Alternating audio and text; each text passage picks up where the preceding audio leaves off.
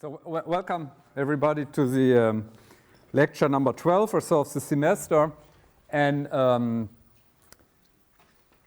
when you recall what we did last week, we essentially did basic number theory, some mathematical preliminaries.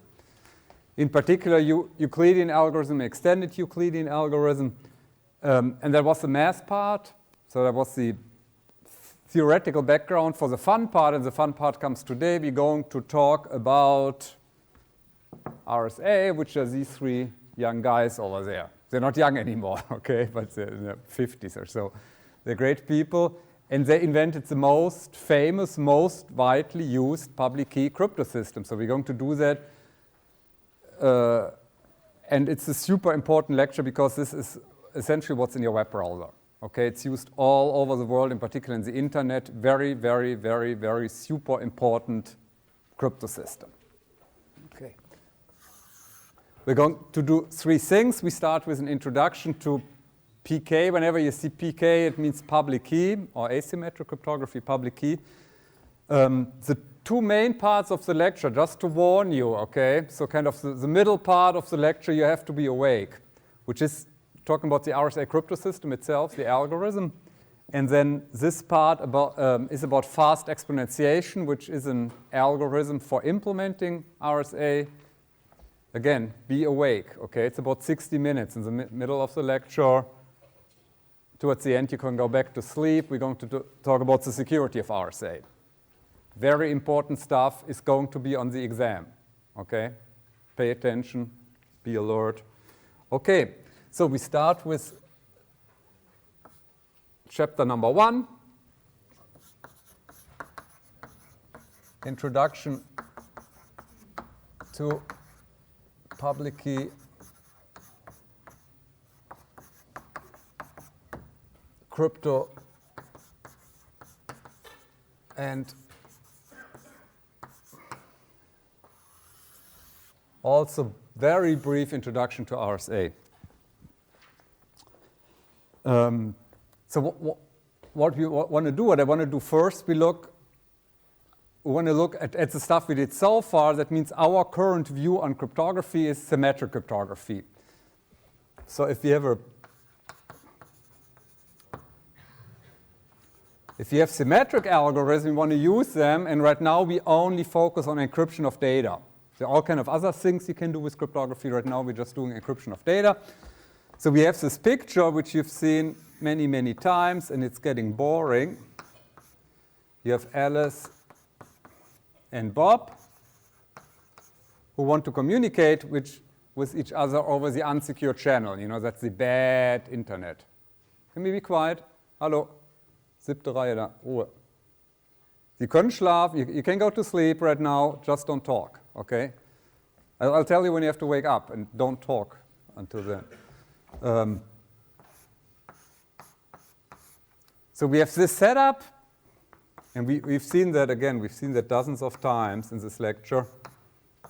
We do an encryption here, and we do a decryption here, and that works fairly well. However, it requires that Alice and Bob share a key.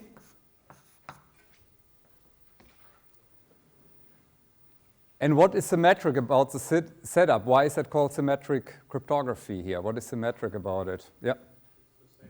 The same key, right. And you can,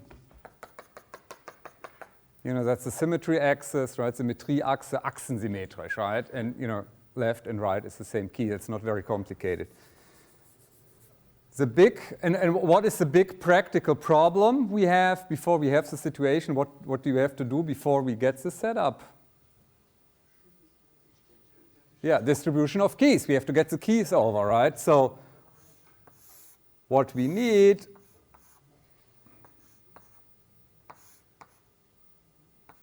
is a secure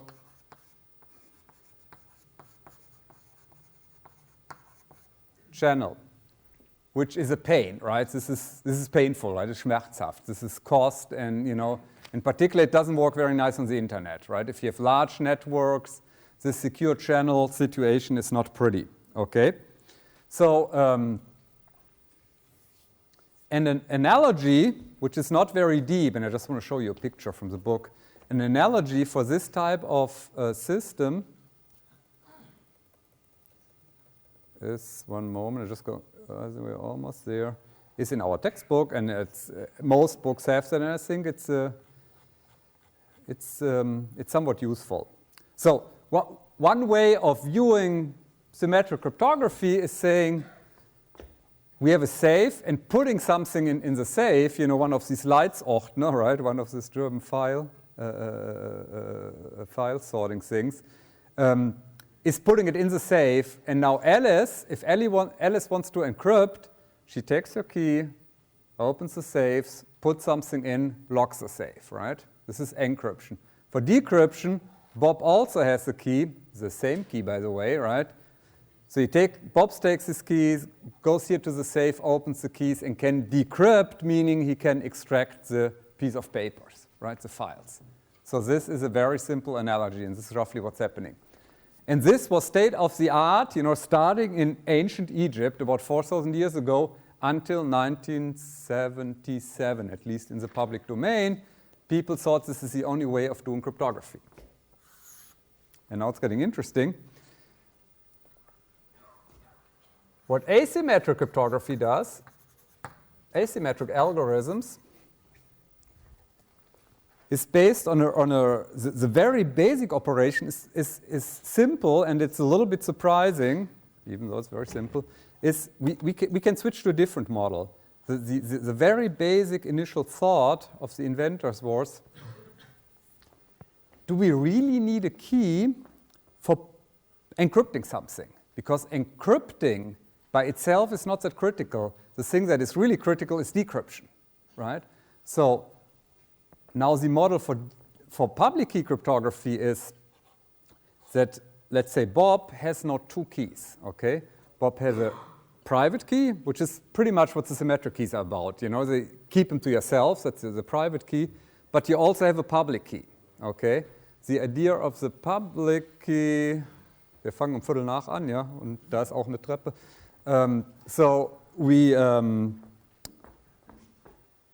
The idea of the public keys, and this is a revolutionary thing, that you create a key which you put on your website. So you make a key very, very public, and you put it in a phone book. That was the original analogy in the 1970s. So you have a phone book, and it doesn't contain your phone number, it contains your crypto key, so everybody can look that up. So clearly you can't use that for decryption. If somebody gets this key, the person can decrypt. But it's a public key, so it means that, which is, you know, in green with the green box here. So the idea is you use this public key, and I have my public key literally on my website. So you can go there, download the key, and put something in the box, something in the safe. That means this green key, the public key, is only used for the first part, for encryption. So encryption happens from now on with the public key. And for decryption, this is similar to before, only a secret key should be used. And it's not called a secret key, it's called a private key. Okay, so this is a very basic thought. If we are able to do that, we can come up with a simple protocol. I want to draw another picture here. I want to do that a little bit more abstract, but only mildly so.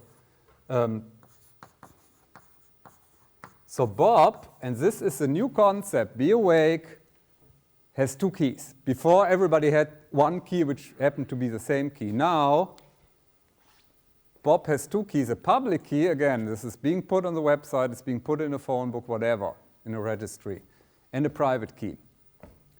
The public key is being sent to Alice, or often more realistically, Alice actively pulls it from the website, but it's not a secret piece of information. And in particular, you know, bad guy Oscar also has access to the public key. That's the interesting thing. Before, we need a secure channel. You know, as soon as Oscar gets hold of the key, he can decrypt, and, you know, he won and Alice and Bob lost. This time, this is the interesting thing. Oscar can read the public key, and it's of no use to them, hopefully. So what happens then, now if Alice wants to encrypt something, Alice uses the encryption function, she encrypts her message X, and file, email, hard disk, whatever, piece of music, using the public key, okay? So that's the green key, that's the green boxes in the drawing. Alice sends the ciphertext over as before, over the unsecured channel. Of course, Oscar can observe this, Oscar can observe that and read. And on the receiving side, for decryption, Oscar uses, of course, the ciphertext, and now, but he decrypts with the other part of the key, which has to be very secret, has to be kept secret. Okay, that's it. This is public key cryptography in 5 minutes. Okay, that's the basic idea. And now the big question, obviously, are what is E and what is D, right? What is the encryption and decryption function? And one very pretty solution to that is RSA, the RSA public key crypto system, which has become the most important public key crypto system. And that's what we're going to do today.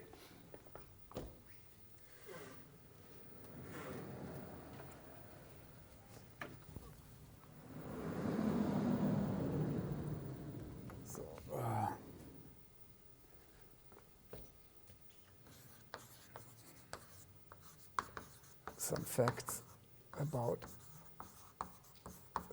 about RSA, and it's just very, very simple. So that was invented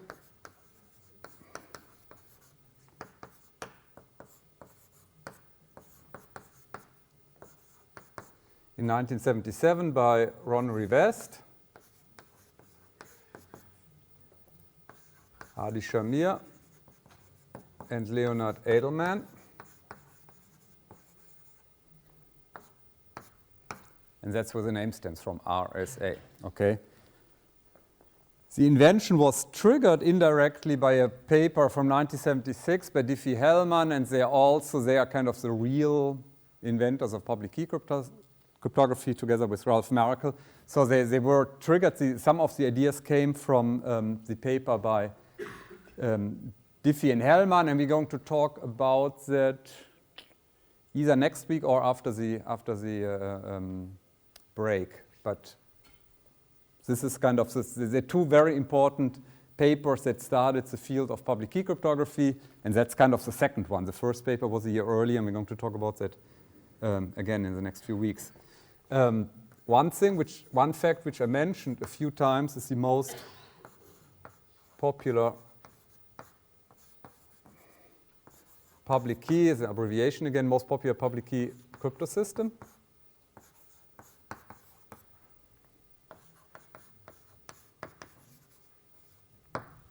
The nice thing, and once we start about Diffie-Hellman, I'm going to talk more about this. The nice thing about public key cryptography, that means way of realizing this, this type of setup. There are only essentially three families of public key crypto system, which is great. Unlike symmetric key cryptography, we did DES here and we did AES here. In reality, there are a few hundreds of these, for instance, block ciphers, and there are probably 100 stream ciphers or so. There's a few hundred symmetric key algorithms. There's no way we can ever do them in a lecture.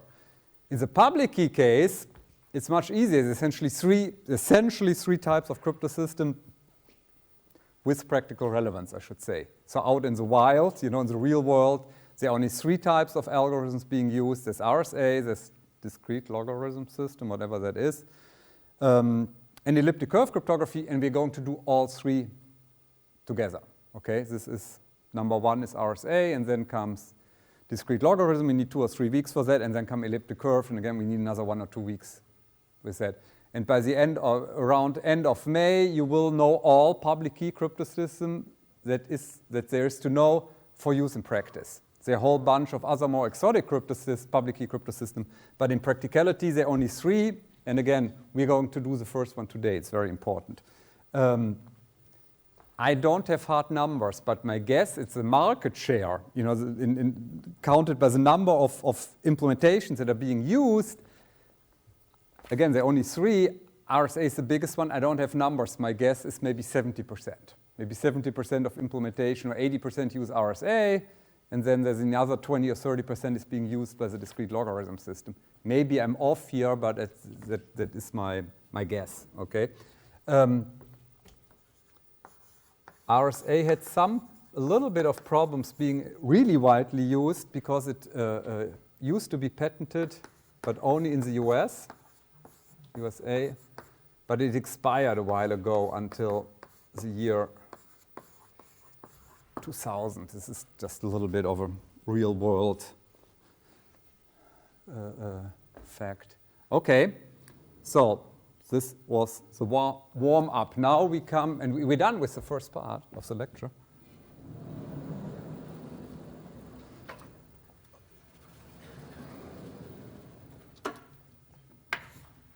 The first 20 minutes weren't that bad, right? It's essentially this here, and again, looking at this block diagram, it's a simple protocol. Now we want to come up with function E and D that encrypts with a public key and decrypts with a private key, okay? And of course, the challenge is, maybe a little bit jumping ahead, we want to encrypt using a public key, which is known by Oscar, yet Oscar cannot be able to do this decryption. This is, of course, the hard part, right?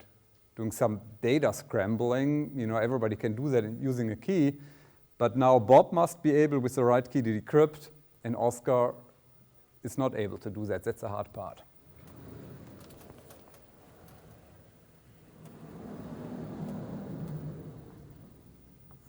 So we start the second chapter, which I call the RSA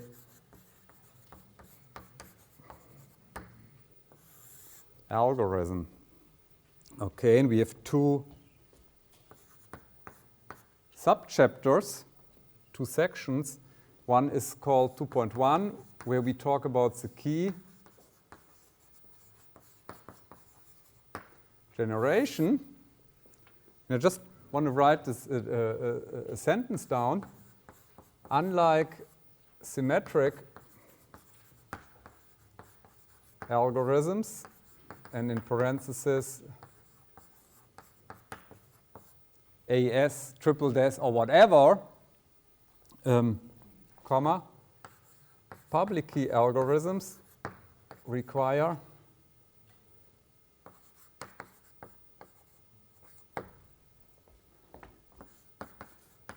the computation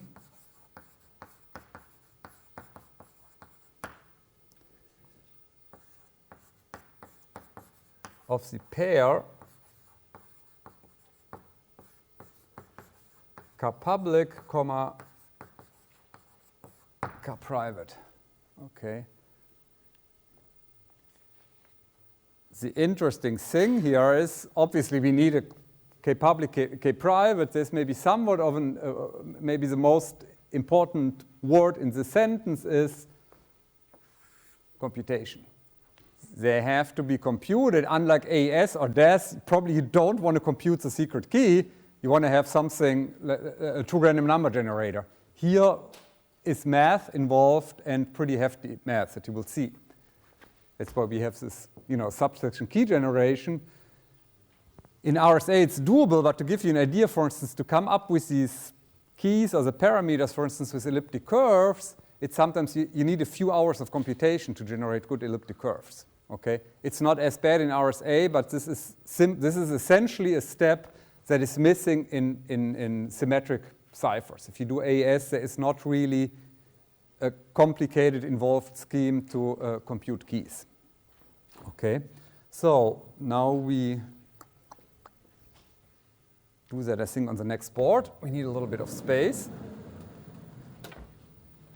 Now, just give you the a 5-step approach to computing the parameters. The first thing what you do is, so this is now key generation, okay? Choose large primes, and they're almost always called P and Q in the literature.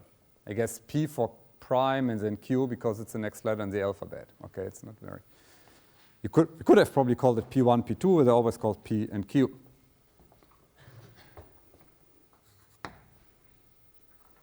This next step is you take the 2 primes and you multiply them. This is not very complicated. And the product, again, is almost always in the literature called n, okay, which is maybe the most important parameter in RSA. Okay, that's the and it ends up being the modulus. Now we need something which was very strange until 7 days ago, which is the Euler's phi function, phi of n. I talked a little bit about that.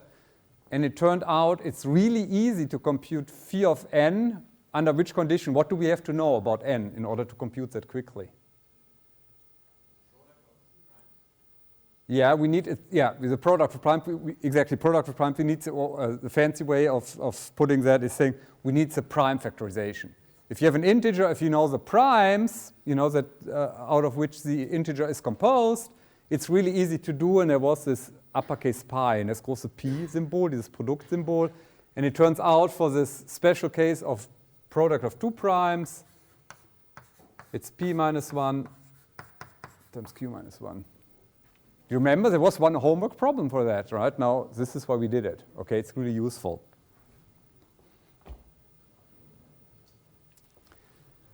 Okay, so this was all warm up, right? It was a part of the warm up phase. Now we really talk about generating the keys. Right now we haven't generated any keys. The first key is the public key. This is almost always in the literature denoted by a lowercase e, kleines e, okay? E for encryption. Why E for encryption?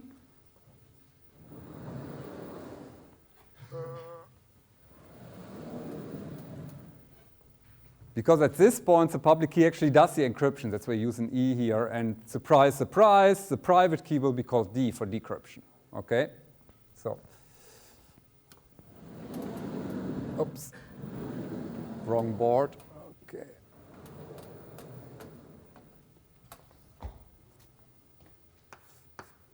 Again, you can choose it, and it's also, this is very different from symmetric key cryptography. In symmetric key cryptography, all keys must be random. Essentially, you have to do, you have to use an euro coin, and do coin tossing, right, to generate 128 random bits. This is just choosing. It doesn't say choose randomly, choose. It doesn't have to be particularly secret, okay? It doesn't have to be secret at all.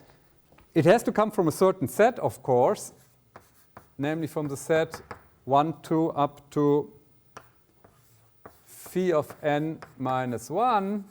And remember, phi of n, computing phi of n is not very difficult.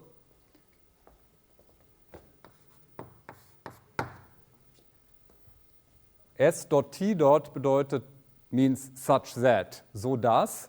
That means with the following additional condition, the GCD of E and phi of n must be 1. Okay? Another way of putting that is saying E, that means the public key, and phi of n are relatively prime. Okay.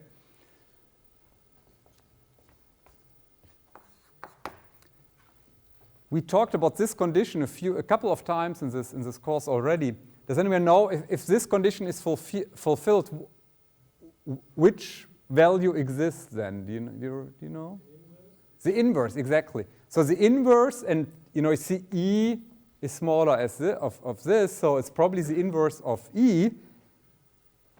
And it turns out the inverse of E is the private key. That's it. Okay, computing inverses is something very, very important. You have some essential, a freely chosen parameter. If you compute the inverse, that's the private key. Okay. So now we have to do that. So we compute car private, and we call that D. I mentioned that before. Comma, such that, so dass, the condition is D times E must be equal to 1. And now I just warn you, because this is a beautiful thing to make mistakes here. modulo phi of n. Okay, and I'll tell you in a second why this is easy to make mistakes. So for the key generation, we do arithmetic modulo phi of n. That means the two keys are the inverses of each other modulo phi of n. You say, why is it easy to make mistakes? Because you will see in 5 minutes, actually doing encryption and decryption, doing actually RSA is always modulo n. Okay? Normally, kind of your brain will get used to, if I see RSA, I compute modulo n, except in the key generation phase, which you only do in the beginning of RSA, there's at one point you have to compute stuff modulo phi of n, okay, just to warn you. So that's it. There are 5 steps here. And I guess we put that in can put a frame around that, box that in.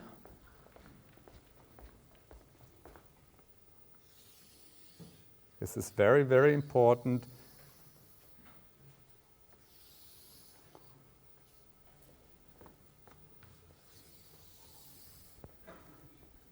And it seems, they seem quite random, right? Quite arbitrary, zufällig, willkürlich gewählt. This set of 5 steps is going to be very important. If you finish studying here, this will come up over and over and over again. They're super important steps in modern cryptography, okay? And if you do enough example, at some point they will become part of your general knowledge or whatever, Weltbild, right? So now at the end of the step, the main thing we get out here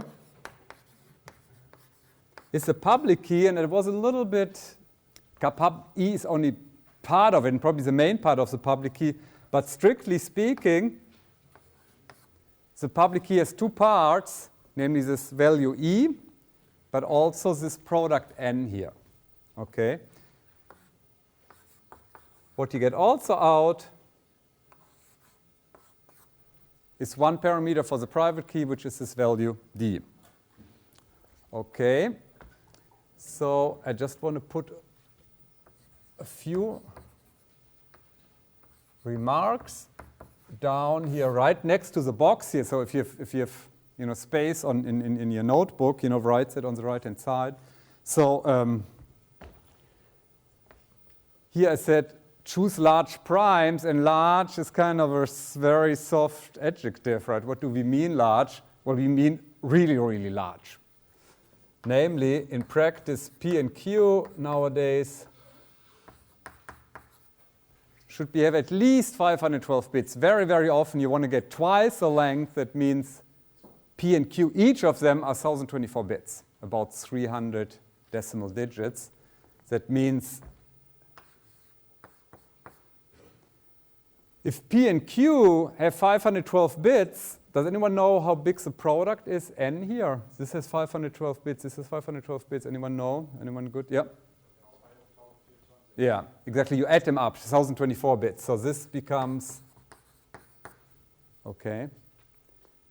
And again, today, for reasons that if we have time, we discuss towards the end of the class, you need twice that, okay? You need 2048 bits. Things get long and slow if you implement it in software. Phi of n is easy, this is easy, and maybe the last remark here. So here you just choose something, this is multiplication, we don't have to talk about that. How do we compute the inverse? What is our favorite algorithm? Yeah, very good. Extended Euclidean algorithm, okay? See last week, compare last week, okay? Compare homeworks that you did last night or this morning, right? This is why we did that, why we force you to do that, okay? Okay, so this is, the first step is 2.1 key generation, and yeah.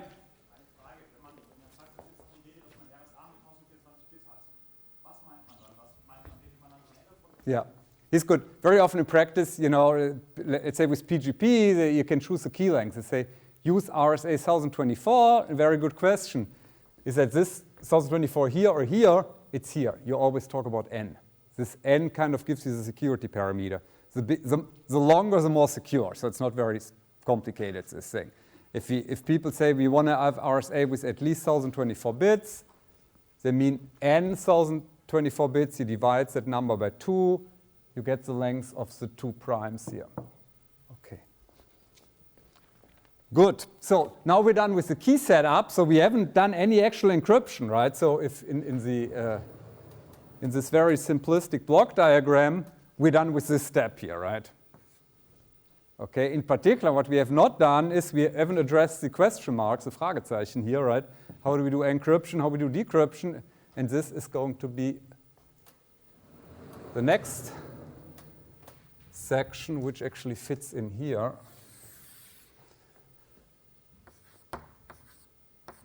(2.2) is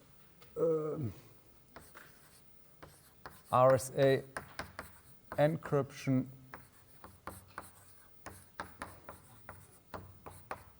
and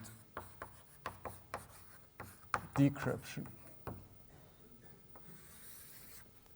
The nice thing about RSA is this is kind of a little bit involved and very arbitrary looking.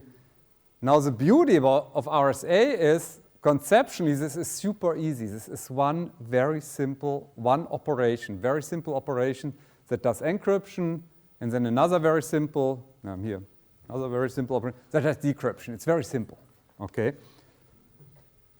So encryption works as follows. Given, what is given? The public key consisting of n, which is called the modulus, and you will in 60 seconds you will know why n is called the modulus, given K public consisting of n and e, and a message, we encrypt a message, and the message now has restriction. It must come from a certain set, namely from in Zn or Zn,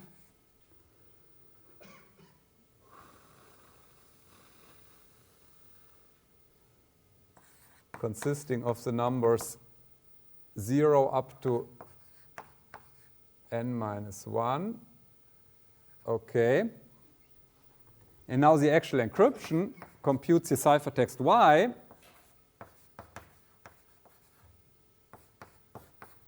And this is our standard notation we used for, since the beginning of this course. And now comes, be awake, now comes the big RSA formula, which is laughably easy. You simply do an exponentiation. That's the whole encryption. You do an exponentiation, c'est ça. Okay, we're done. And everything modulo n. This is red frame number 2, roter Kasten Nummer 2 for today.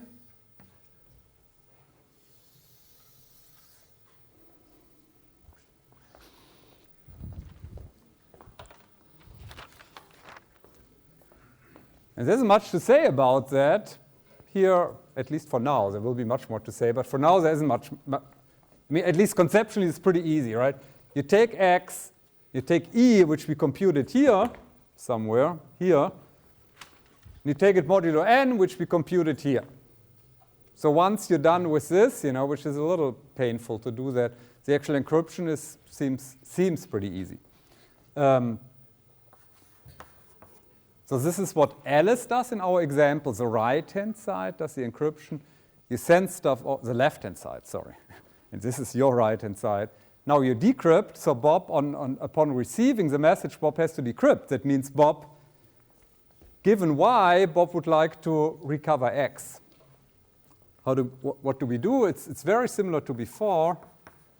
What's given now is K private, which is this parameter d, and y, which is the ciphertext, which is, of course, if you do modulo n operation, you get a result in the range 0, 1, 2, 3 up to n minus 1. So y is again in this ring Zn. And what we do, x is the decrypted version of y using the private key. Again, our standard notation holds. And this is equivalent to y And again, you do an exponentiation just with a different exponent, namely the private key.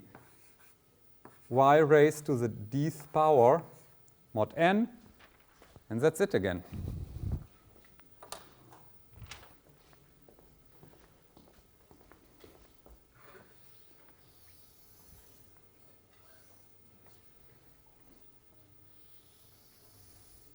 Okay.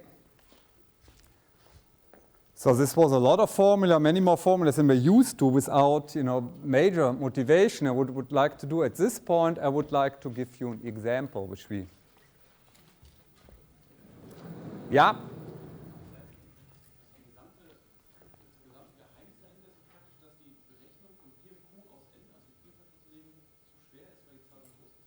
Yeah, so he summarized, chapter number 4 we want to do today. RSA security is excellent. He's much too smart. You can go home now, so for the rest of the day. So he said the whole security relies on, beruht auf, hängt dran, hinges on, the fact that, I can tell you that now at this point. So Oscar would like to do the same, right, obviously. Oscar sees Y, the ciphertext he would like to decrypt, so what do you have to do? What is the one information Oscar does not have? Which is the one parameter he would like to have? Yeah, which is D, right? He doesn't know D. How do we compute D? Well, D is here, extended Euclidean algorithm, right? He watches the video, he buys my book, he knows how to do that, right? He goes to Wikipedia, right? It's cheaper, so he goes to Wikipedia. He knows how to do that. But what is the problem? Why can he not compute D? Why? He is Oscar. What is the problem for Oscar? He knows the Euclidean algorithm. He was in my lecture. He knows E. What is the thing what's the problem for him? Yeah. Phi of n. Well, phi of n can be computed, right? There was this formula. It's really fast, Professor Paar said. Yeah, the formula is here, but the formula is only fast if you know P and Q. Okay. It turns out, if I give you a 1024-bit number, that's about 300 decimal digits, so 300 Dezimalstellen. If I give you a 300-digit number, you cannot factor that. Nobody in the world can factor that. It's very hard. The factoring record is 650 bits or so. We cannot do 1024. We definitely cannot do 2000 bits. Okay? So this is factoring. With factoring, it's easy for Oscar to attack the system. Once he's factored, he can compute phi of n. He knows E anyway, that's a public key. He knows phi of n and he computes that. This is why modern public key cryptography and factoring are really closely related. Excellent remark. I'm jumping ahead with this lecture, but that's fine.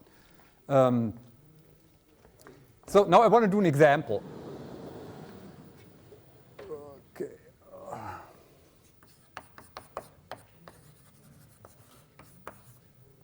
Example for what?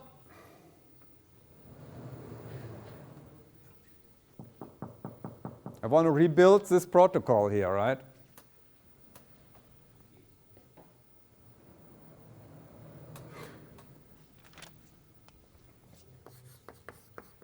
So we have our friend Alice, we have our friend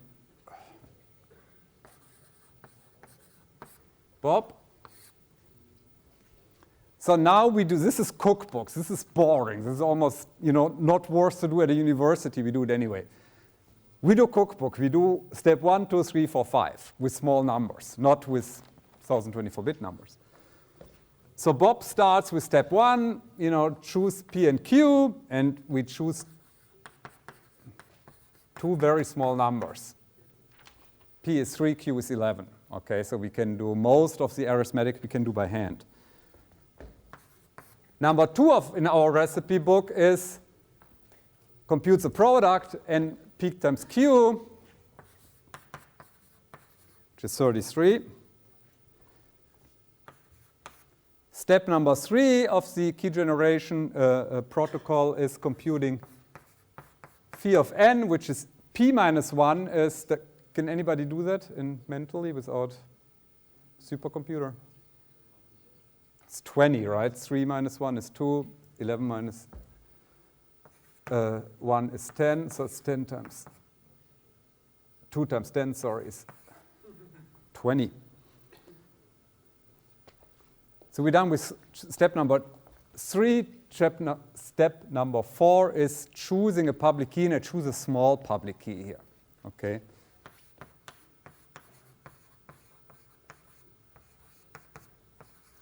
I choose e equals to 3, which is really bad as an example. I'll do it anyway, because this is equal to this one prime number. It's just there aren't that many small numbers. Okay.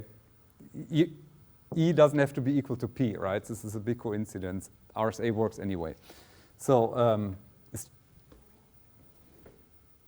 I tried pretty hard to come up with a good example for RSA. It's not that easy. I would like to have an example where you can do everything by mental arithmetic, by Kopfrechnen, right?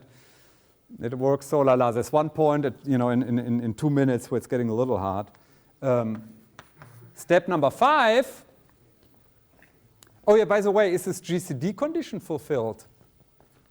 Is E and phi of n, are they relatively prime? What's the GCD of 20 and 3? That's 1, right? It's fine. So that's part of the problem. You can try 4, but then 4 is not relatively prime, and 5 is not relatively prime. 6 is it's only 7, and then the numbers become big. So that's why I chose 3. Now we have to compute D. D is the inverse of 1, inverse of 3, which turns out to be actually 7. Modulo phi of n modulo 20. There's a little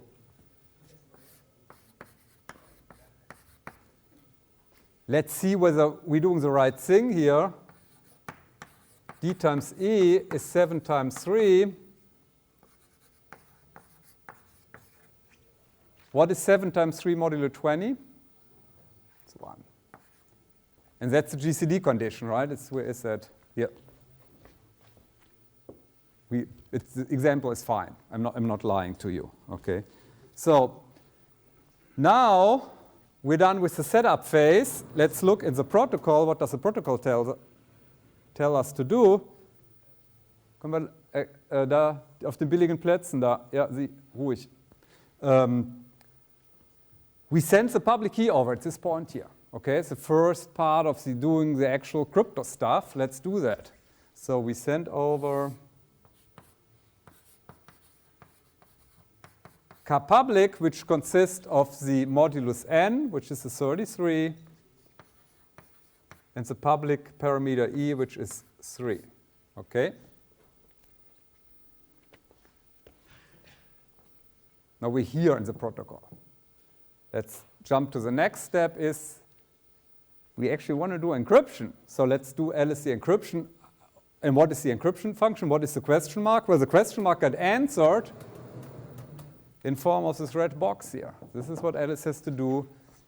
What I assumed a message X with the value 4. Okay, not very sophisticated. Now Alice encrypts. What does she do? Well, she takes a message 4, raises that to the eth power to this here. This is n, e. Raises this to the power e, right? Hoch e nehmen. And e is 3. Anybody really good? 4 times 4 times 4? Any? 64. Very good. 64. And now you have to reduce modulo, namely modulo, where's n? Modulo 33. Can anyone do that without calculator? 64 modulo 33. What is that, mod 33? This is 31. Very good. Okay.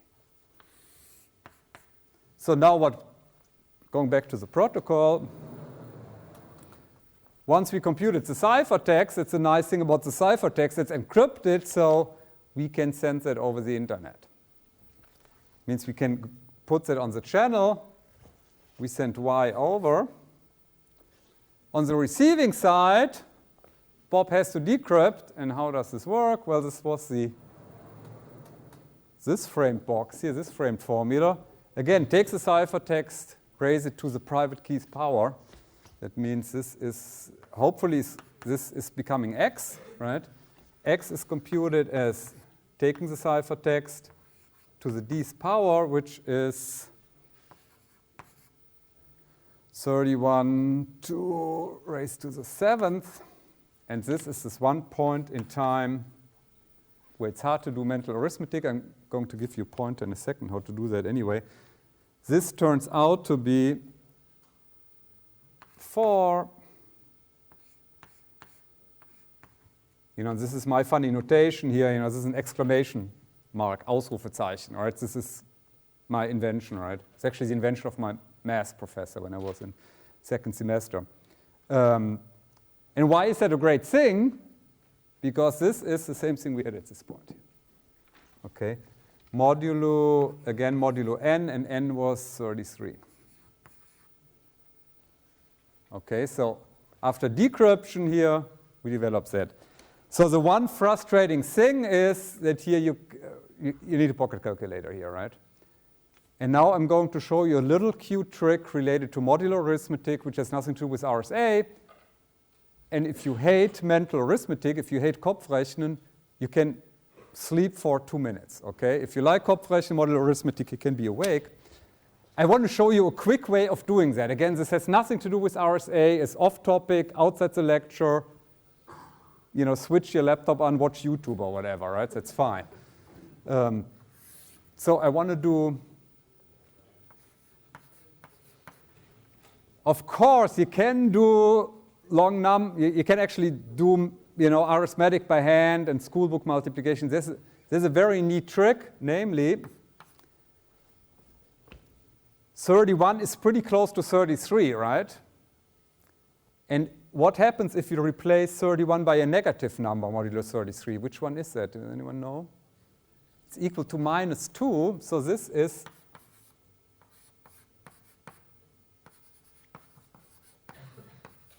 you remember we did this equivalence class and stuff in, I think, the second lecture. You can do that. Mathematically, 31 is the same as -2 if you do mod 33 arithmetic. The nice thing is 2 is a much smaller number than 31, right? I think I asked you at some point, please memorize, auswendig lernen, memorize the powers of 2, right? 2, 4, 8, 16, 32, 64, 128, 256, 512, 1024. Just remember them. If you're lying awake at night, if you wake up too early, if you wake up in the night, go through your head the first 10 powers. It's really useful at this point in time because I'm doing that always when I wake up early. This is 128. Okay, so I can do this exponentiation pretty quickly. Mod 33. And now things become pretty easy.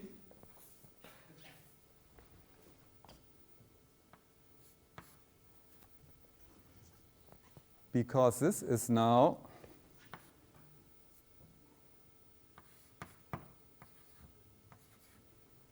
4 times 33 is 120. What? 132. What am I doing wrong here? I'm doing something wrong here.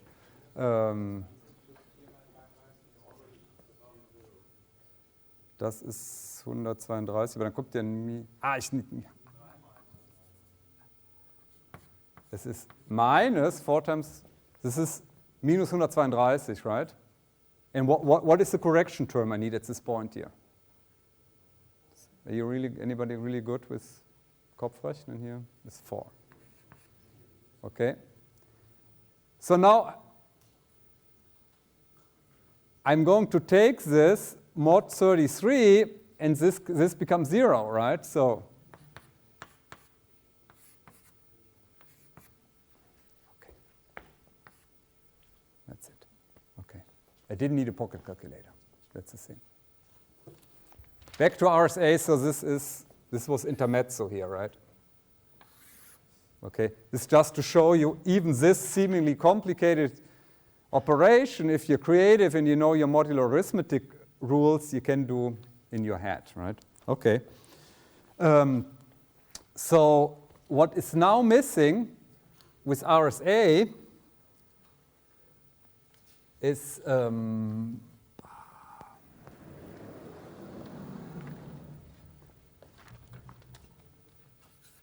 2 remarks. Okay.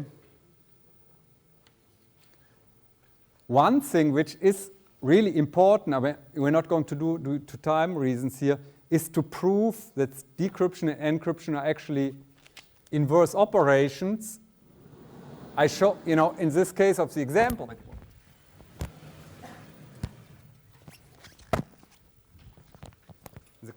in the case of the example, it worked, which was a little strange. Maybe I should have mentioned that before. I take my x value, my message, raise it to the power, and I get some value, 31. I take the 31, I raise it to the different power, I get the original value out. There's a little strange thing that's happening here. It's not very intuitive. It's nicht sehr intuitiv, gefühlsmäßig. This is not what I expect. I do one exponentiation, I do a second exponentiation, and they cancel out. I get the original value again, right? So in order to show that this always works, if I do x to the e, and then I do the result raised to the d, if this condition holds, this is a condition on the exponents, right? D and e must be the inverses of each other mod phi of n. They must be inverses of each other mod phi of n. This is what's called the proof of correctness, and we're going to do that in the help session, in the Übung, right? But I just want to write that down. Proof of correctness, this is in the Übung, and if you can't wait till Monday, or page 178 in the textbook, as a first remark.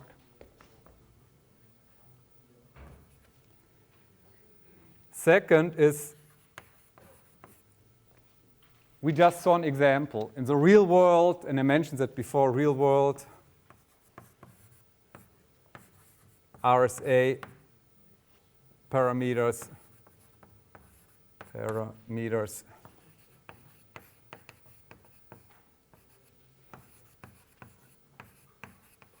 are very large. Compare page 177 in the textbook, and I think, yeah, I'll show you that. I think I just wrote them down. We just put that in the book. I think it's kind of good to have, if you see them once in your lifetime, if you see how. So this is how RSA looks in practice. You get pretty long okay. This P, Q, N, E, and D is a real-world example. Jan, with whom I wrote the book, Jan Pelze, computed them. Okay? So this is the numbers you're dealing with. I didn't want to use them on the blackboard. You know why, right? So this is, okay, but this is just to get a feeling. Things are really, really long. Okay?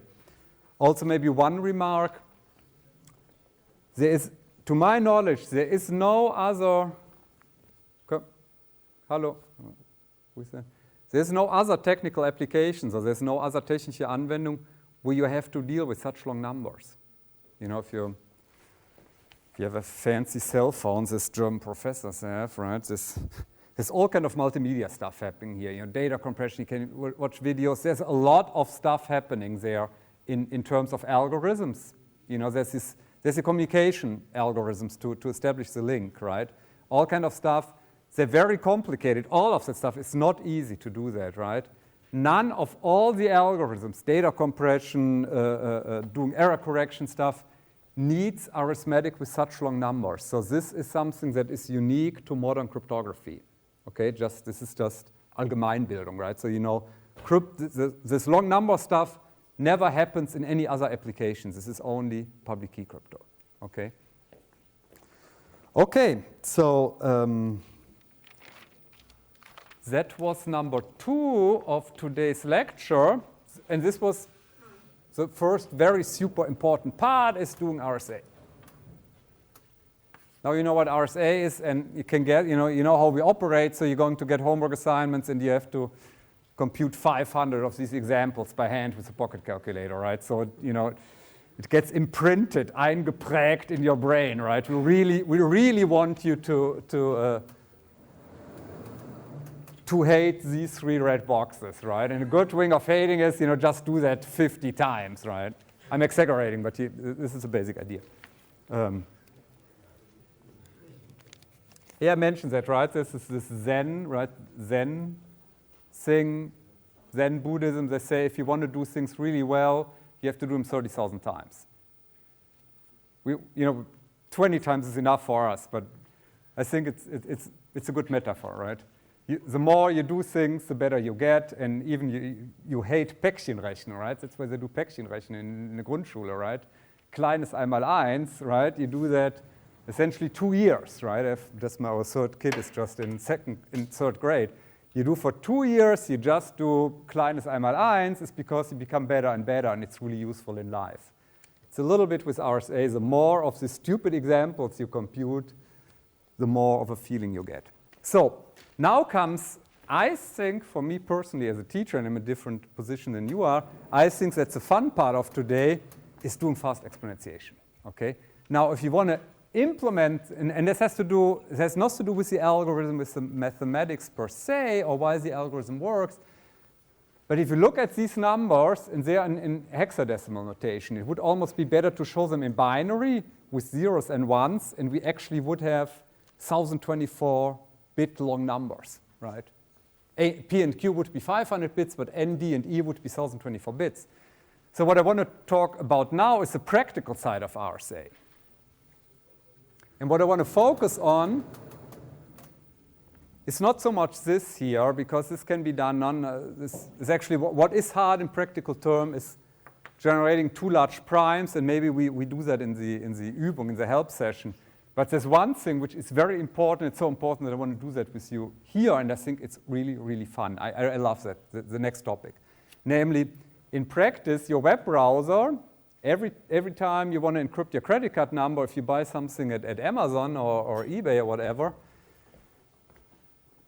you don't have to do that every time. Why? Because this is setup time. And normally you set up your RSA parameter once, and that's it, till the end of the lifetime of your smart card, for instance. If you have a smart card with RSA on board, this is being done literally in the factory when the smart card is manufactured, more or less.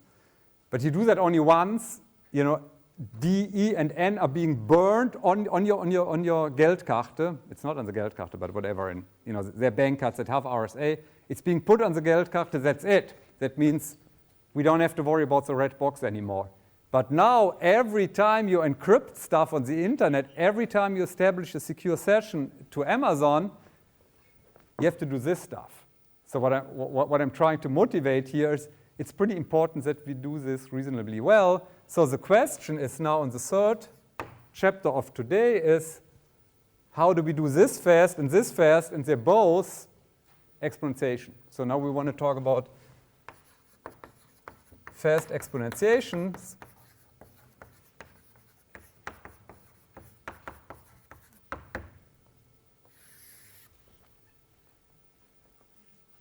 And now I want to look how to implement. Implementieren heißt bauen, yeah.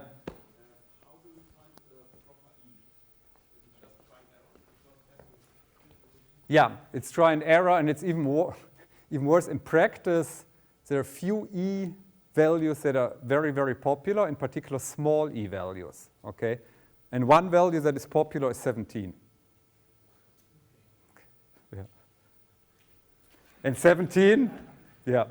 It's pretty unlikely that that one of those, just in terms of likelihood, that one of those has P minus Q or Q minus 1 as 17 as a prime factor, and that this is fulfilled. Of course, you have to check that. But the other thing is you choose something random and you check here. It's not that hard to find one. In most cases, just you pick one and that's it. Okay, it's a good question, but it's not hard. It's not hard. Hard is finding P and Q, but again, this is not something I want to do today here. So what I want to do is fast exponentiation. That means implementing. If I want to implementieren heißt bauen, right? I want to build this here. How do I do that? And actually, I want to split that in two subtopics, subsection. I want to do an introduction, so general.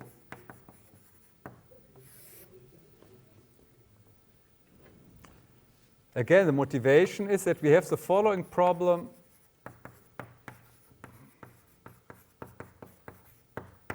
In practice,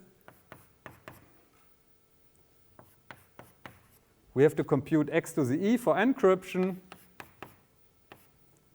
and we have to compute y to the d, both mod n. This is encryption, this is decryption. You don't have to copy that, it's here, right? Just to make nice notes for your notebook. And exponentiation per se isn't that bad. We know how to do exponentiation. Unfortunately, we have to do exponentiation with those numbers, with really absurdly large numbers. So with very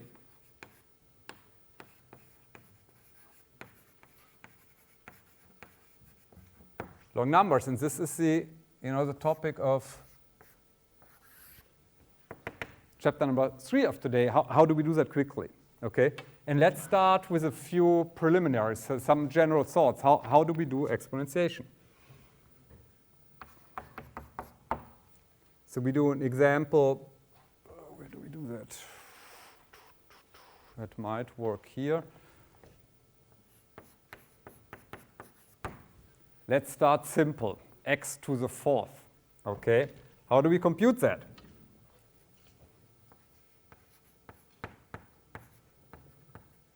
So the naive way of computing that is computing x times x is x squared. X squared times x is x cubed, x hoch 3. And x cubed times x is x to the 4. Right, of course, right? Of course should be a reaction. What else should we do? And what are the costs here?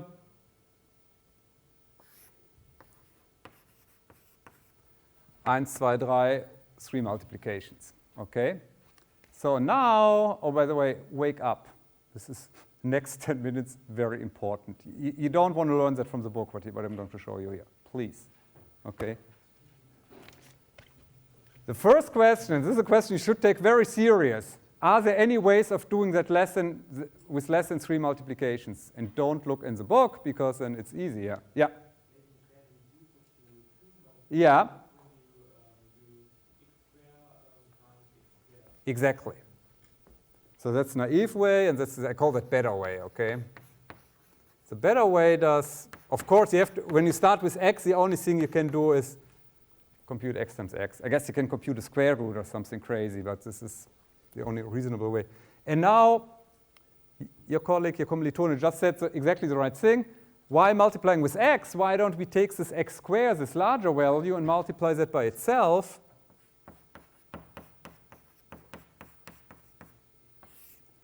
And this gives us 2 multiplications. Great, right? You say this is really, it's not, right? It doesn't seem barely worth it. But in practice, we're not doing x to the 4th. We do x to the, really bad, right? Really long numbers. So let's look at another example. We want to compute x to the 8th. Again, we start with the naive way, which is a very polite way of saying the stupid way, right? We just do this very stupid thing. We can only multiply by x. So you do x by x is x squared. X squared times x is x cubed, x hoch 3. And at the end, you do x to the 7th times x is x to the 8. And this is 1, 2, 3, 4, 5, 6, 7 multiplication. And then we add this really cool trick here, right? Instead of multiplying by x again, we multiply by x squared. Let's see how that works in this case. We do x times x is x squared. X times x is x to the 4th. What should we do next? Yeah? Exactly.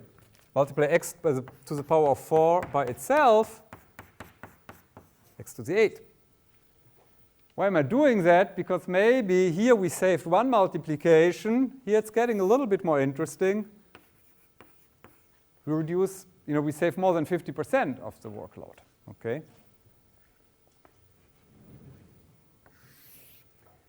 Now in practice, 8 is not a particularly impressively large number, right? These are 4 bits. Again, we have 1024 in practice, right? So just to give you a feeling, so how do we deal with this number? How do we deal with, okay?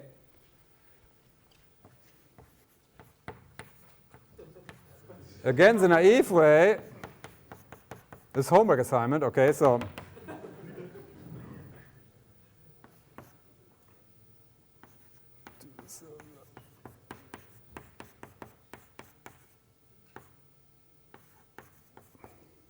how many multiplications?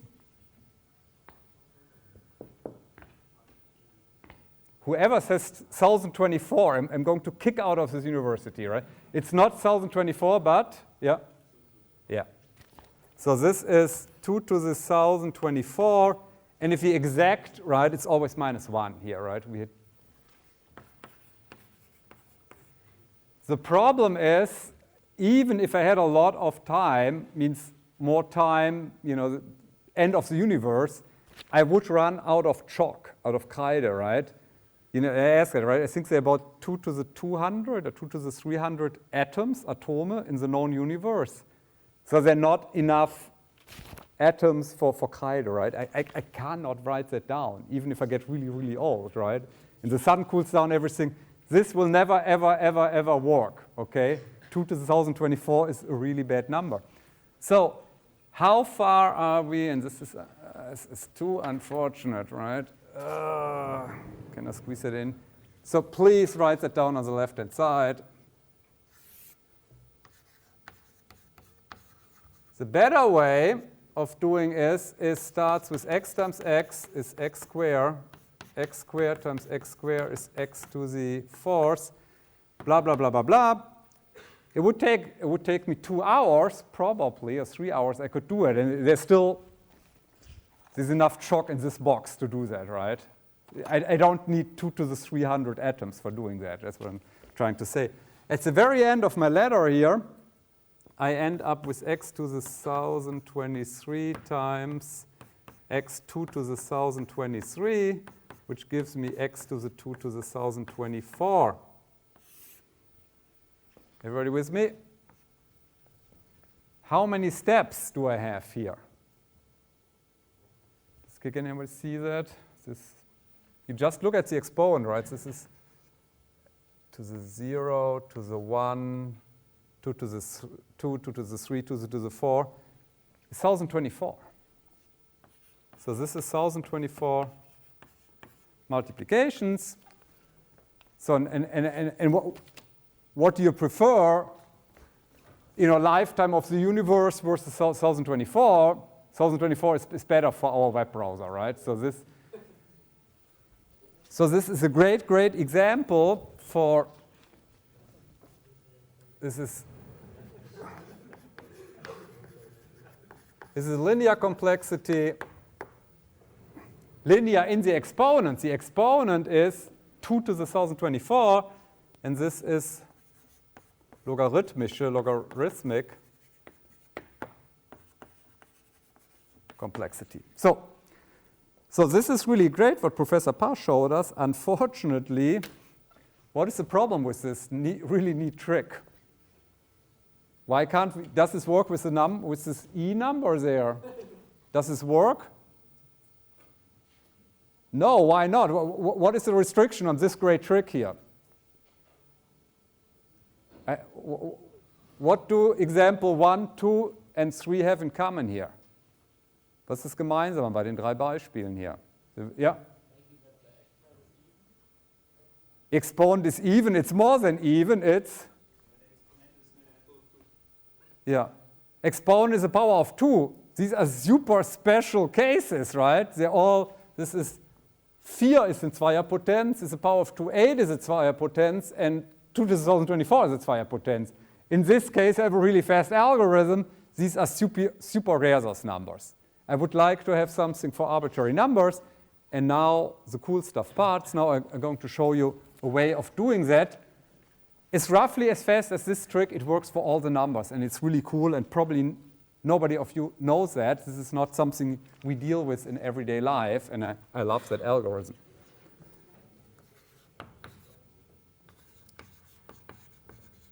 This is a square and multiply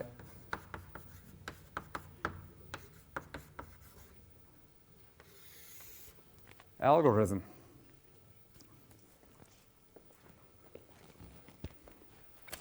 I guess I shouldn't do that.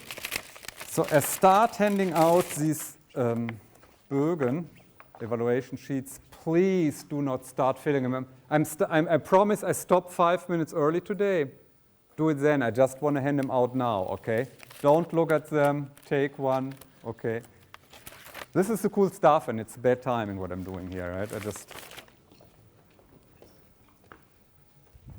So, coming back to the square and multiply algorithm.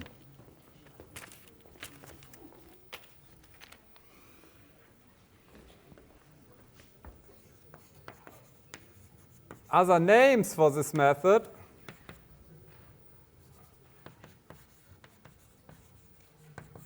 is the binary method, which is a name I don't think is that great, or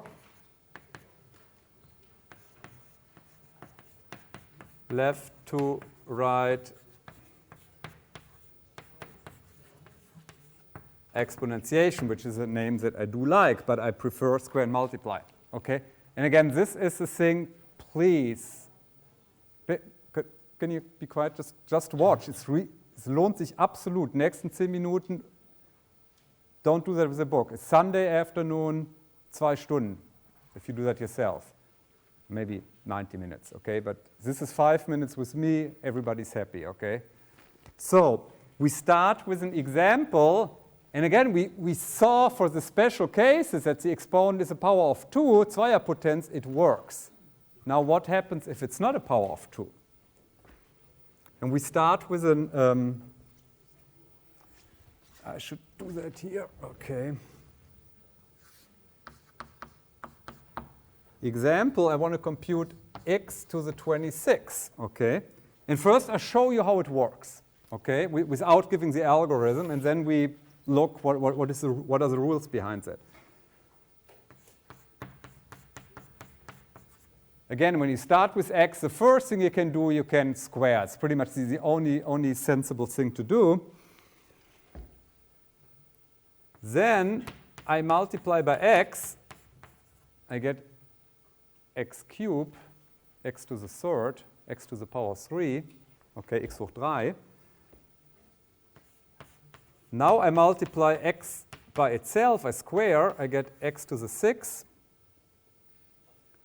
Now I multiply x, this result by itself again, because it turns into x to the 12th.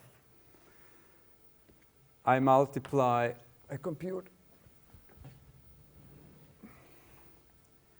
x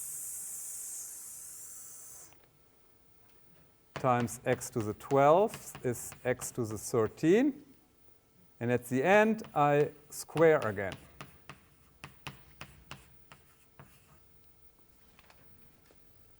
Somehow it works. It's not that bad, right? Again, remember the naive way, the stupid way, would have been x always multiplying by x, and it would be 25 iterations, okay? So here, I'm getting away with 1, 2, 3, 4, 5, 6 operations. And now let's look a little bit more detailed. What are the operations? I start here with the squaring.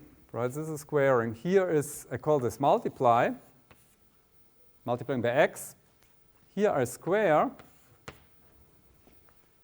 This is the squaring again. In this iteration, I multiplied by x, so I call this multiplying by x, I just call multiplication. And at the end, I square again.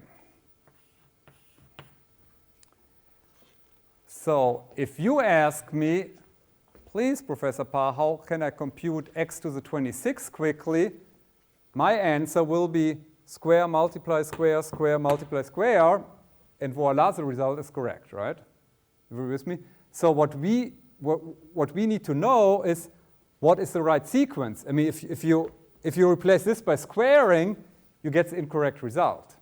Everybody with me? So what we would like to know is what is the systematic way, when do I square and when do I multiply? This is what we would like to know, okay? This is why it's called the square and multiply algorithm and not the square and something, square and Fourier transform algorithm. It's only square and multiply. So it's a very simple idea is at the right moment in time I have to square, and at the right moment of time I have to multiply. And how do we do that? I could give you the pseudocode, you look at the pseudocode, you have no idea what's going on, okay? And I think there's a very nice way of explaining that, namely this rule, when to square and multiply, depends on something extremely simple, namely on the binary representation of the exponent, right? 26 is an important number here, right? So now we look at the binary expansion. This is 1, 1, 0, 1, 0 in binary, right? You believe me? This is 1, 2, 4, 8, 16, right? 16 plus 8 is 24, plus 2 is 26, right? This is a binary representation, okay? And now what I'm going to do with you now, and this is kind of the most important part of the lecture, not the second most important part of the lecture. I'm doing this stuff, and I'm looking at all the exponents in binary representation, and suddenly you see the light. I mean, does this seem arbitrary, zufällig, willkürlich? I hope so, say yes. So, no, if I look at the binary representation, you will see an extremely simple rule. There's a very simple rule, but you can only see the rule if you look at the bits, not if you look at the 26, okay? So let's look at the rule. So goal is to generate this bit pattern. We start with x, and x is really x to the 1, right? Is that clear? X is gleich x hoch 1. So what we do here, we square, the result is in binary, right? This is x squared. Not that difficult. Okay. So what? Yeah, okay. Now let's first look at the next step. So the next step is I multiply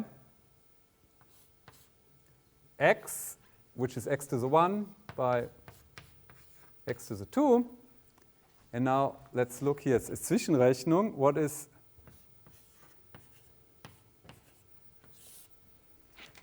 binary addition by hand? Okay. 0 and 1 is 1. This is 1.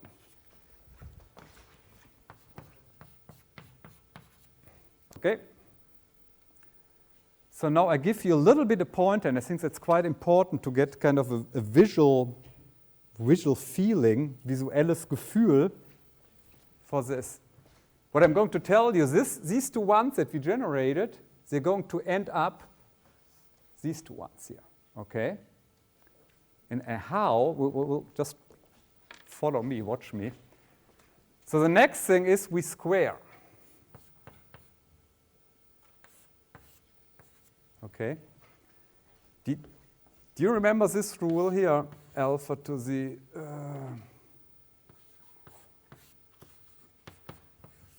what alpha to the a raised to the b power, this double exponentiation, what is that? A times b, right? Everybody with me? This is 9th grade, right? Not very complicated. So that means squaring is multiplying the exponent by 2, okay? This is not hard. So, but what happens if you have a binary representation, you multiply that by 2, what happens? Shift.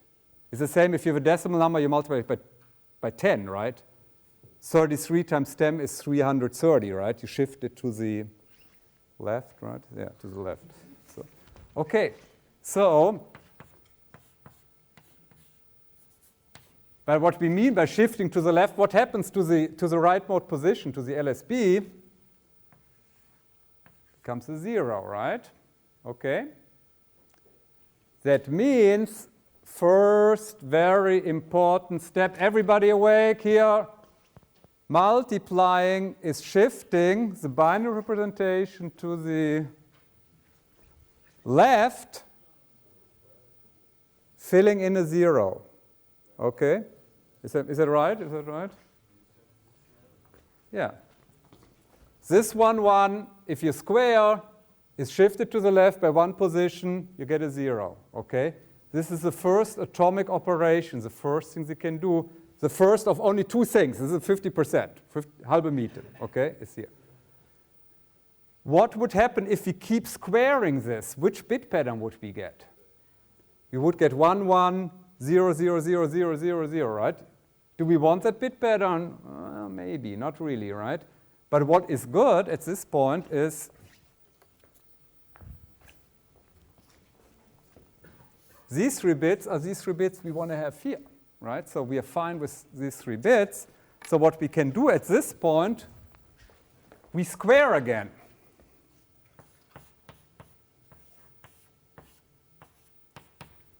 What happens? Well, again, it's a shift to the left-hand side by 1 bit position.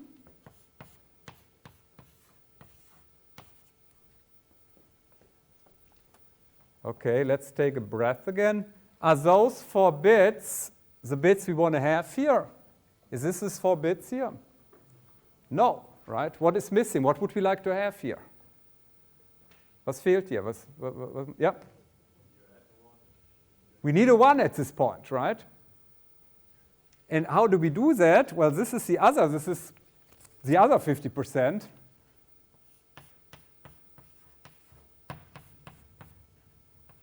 You multiply by x, and now again we have something that I showed here, which was easy.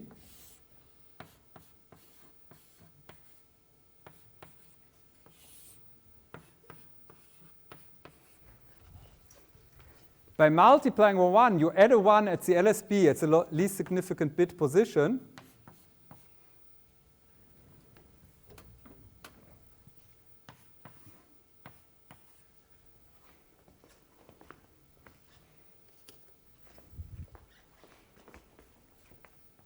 And those 4 bits that you generated by now, almost graphically, fast graphisch, are those 4 bits here, okay? So what is the next thing we need? Well, we need another 0 here. What do we do? How do we get the 0 here? What is the next step? Square again. It's getting boring, right?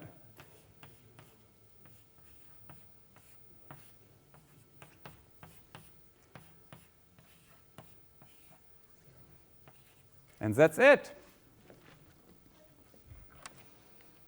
Okay, so we summarize.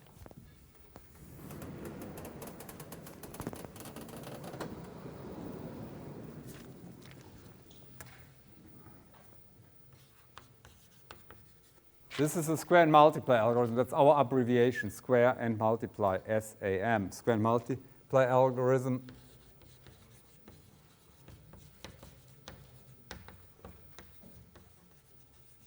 In words, so the first thing is scan. Scannen sagt Ihnen was, ne? Generation X. Ne? Scan, abfragen, abtasten, right? Scan the exponent bits left to right. That's what we did over there. You start on the left-hand side, okay, and you look at each exponent bits. Here are the rules. The rule is extremely simple. There are 2 things we do per exponent bit, right? Per exponent bit, there are 2 things we do. The first one is easy. In every iteration, jede Iteration, in every iteration,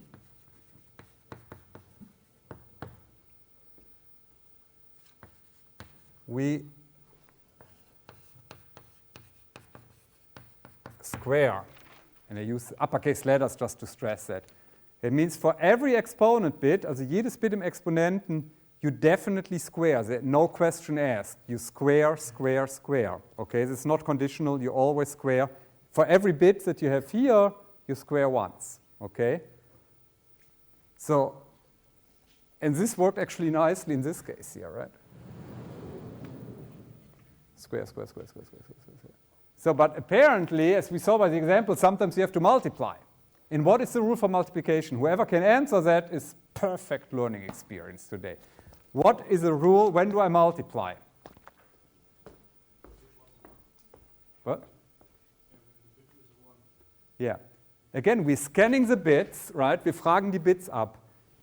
And there are only two possibilities, namely either a bit is 0, and then we don't do anything. It's easy. If it's 1, and only if it's 1, we also multiply by x, by the original value. Second, if current bit, also if das aktuelle Bit, if current bit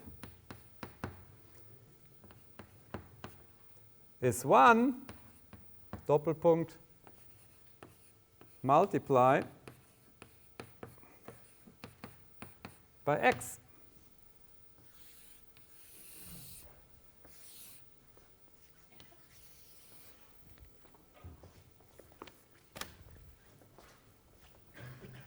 This is very graphic, blah, blah, blah. If you look in a more technical view is the pseudocode, which is actually on the book on page 182.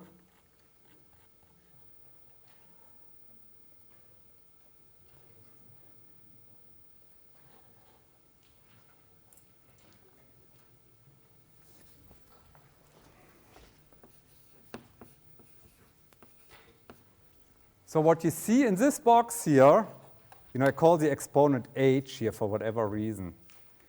For Hochzahl maybe, I don't know. I think I ran out of variables here. So we want to compute this here. This, what you see here, which I tried to highlight, this actual pseudocode, is this rule, the simple rule, put into computer code. What I do here is t down to 0, and t, I don't know whether you can see that, this t comes up here. T is the Bitlänge, okay? If t bits, you have to be a little bit careful. You ignore the highest bits, this bit ht, das ist das MSB, das höchstwertige Bit. Highest value MSB bit is always 1 by convention, okay? So you start, in our case here, x to the 26, we really didn't start with the leftmost bit, but with the bit next to it. And the main rule is encoded here. 1.1 is we always square, and then here's an if statement. We check the current bit. If this is equal to 1, we also multiply by x. That's it. Very, very easy. Very, very easy rule. Okay. We don't have to talk about security. We did that before briefly. That's it for today. I would like you to fill the evaluation sheets and put them down here when you leave. Thank you very much.